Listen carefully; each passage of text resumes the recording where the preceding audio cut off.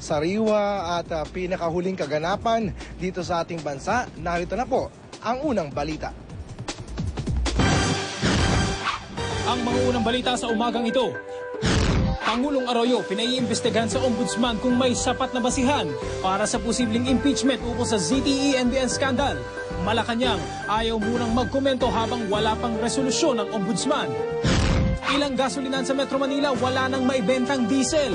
Gobyerno dapat nang i-take over ang mga retail outlet ayon sa ilang senador.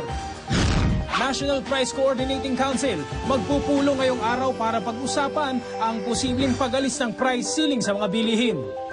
Tatlong hinihinalang miyembro ng Budol-Budol Gang arestado sa Green Hills, San Juan. Ligtas at kakaibang paraan para sanayin ng mga kabayong pangarera na diskubre sa Turkey. R&B singer Rihanna, kabilang sa Women of the Year ng Glamour Magazine. Huwag pa huli, tutok na sa unang balita. Magandang umaga, narito na ang mga unang balita.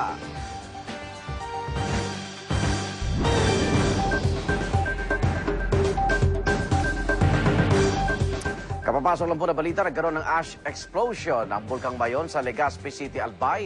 At kaugnay po niyan, makakusap natin si Feebox Director Renato Solidum. Director, good morning. Magandang umaga, Igan, at sa lahat po ng nanonood. Ano po itong ash explosion na ito na nangyari po sa Bulkang Mayon? Kanina pong 1:58, nagkaroon ng ash explosion. Ibig sabihin, may mga abo at kunting bato na lumabas at ito ay nasabayan ng tunog at na-record ng ating mga instrumento.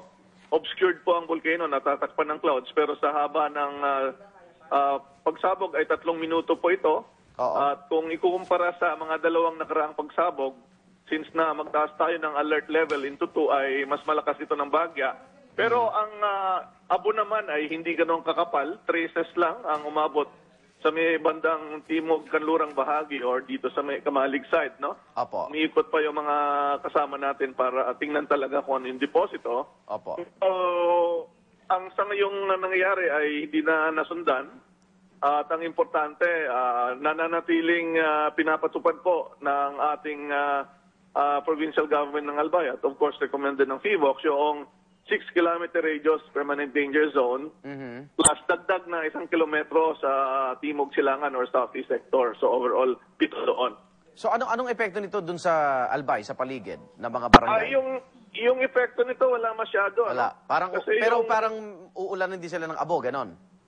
Kung sakali man magkaroon ng mga explosion, pwede ngang magkaroon ng pag-ulan ng abo. At yung nangyari, traces of ash lamang.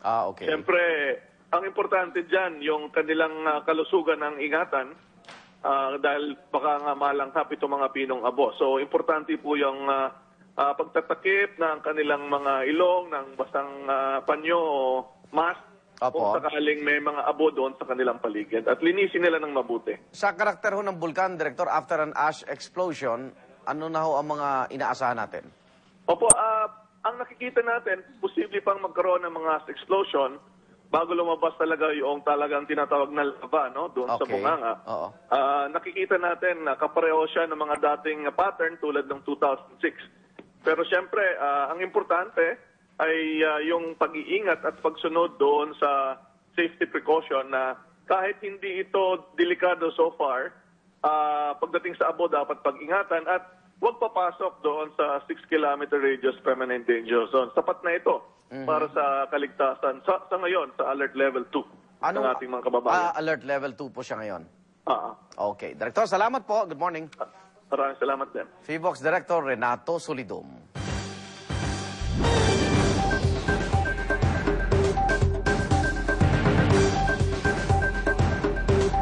Pangulo Arroyo pinaimbestigahan ng Senate Blue Ribbon Committee sa Office of the Ombudsman.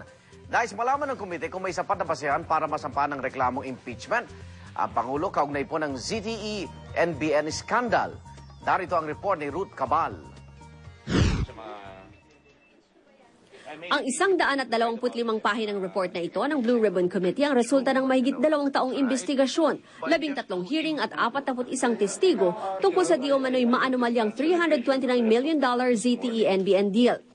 Na inilarawan ng komite na tungkol daw sa labanan ng pinakamakapangyarihan, maimpluwensya at organisadong sindikato ng gobyerno.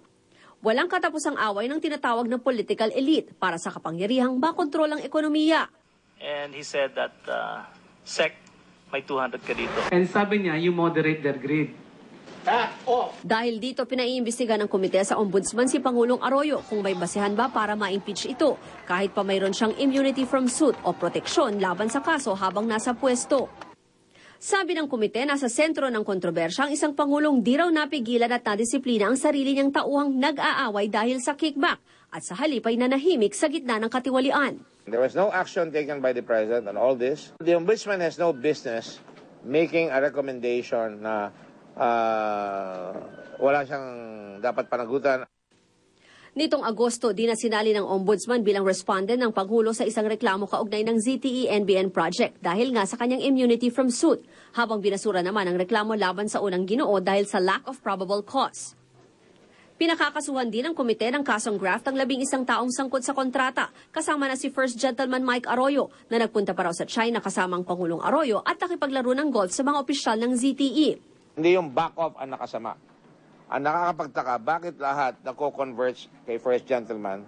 Kasamang pinakakasuhan ng graft sina dating COMELEC Chairman Benjamin Avalos na di umano'y broker ng deal, Pangasinan Representative Jose de Venecia Jr., dating NEDA Secretary General Romulo Neri, DENR Secretary Lito Atienza, DOTC Secretary Leandro Mendoza, dating Deputy Executive Secretary Manuel Gaite, ASEC Elmer Soneja at dating DOTC ASEC Lorenzo Formoso. Damay rin pati ang dalawang tinuturing na whistleblowers, sina Rodolfo Jun Lozada at Joey de Venecia III. Pero sabi ni Gordon, pwede pa rin naman daw mag-apply ang dalawa na state witness kung gustuhin nila. Si Lozada from the very beginning, siyang ginagamit ni Neri. Dumidistansya si Neri para, kaya nga sinabi pa nga, moderate their greed di ba? Si Joey de Venecia ay kasama ni Abalos, pareho sila. Pareho sila nag-interest, parehong binaviolate ang Constitution. Para sa unang balita, Ruth Cabal reporting. Ayaw muna magkomento ng palasyo kaugnay sa rekomendasyong imbestigahan si Pangulong Arroyo para sa posibleng impeachment. Ayon kay Deputy Presidential Spokesman Anthony Goles, hihintayin muna nila ang magiging resolusyon ng Ombudsman sa rekomendasyon ng Senate Blue Ribbon Committee. Ganyan din ang tugon ng kampo ni First Gentleman Mike Arroyo. Ayaw ring magsalita sa ngayon ni na SSS President Romulo Neri at DOTC Secretary Leandro Mendoza hanggat hindi nababasa ang report. Si DENR Secretary Lito Atienza, tiwalang malilinis ang kanyang pangalan. Habang si dating COMELEC Chairman Benjamin Avalos, kinekwestiyon kung para saan pa ito dahil nauna na siyang pinakasuhan ng Ombudsman. Iginiit naman ni Joey de Venecia ang nauna ng pagkakaabswelto sa kanya ng Ombudsman. Dismayado naman ang whistleblower na si Jun Lozada. Hindi raw niya maintindihan kung bakit ganoon ang kinalabasan ng report.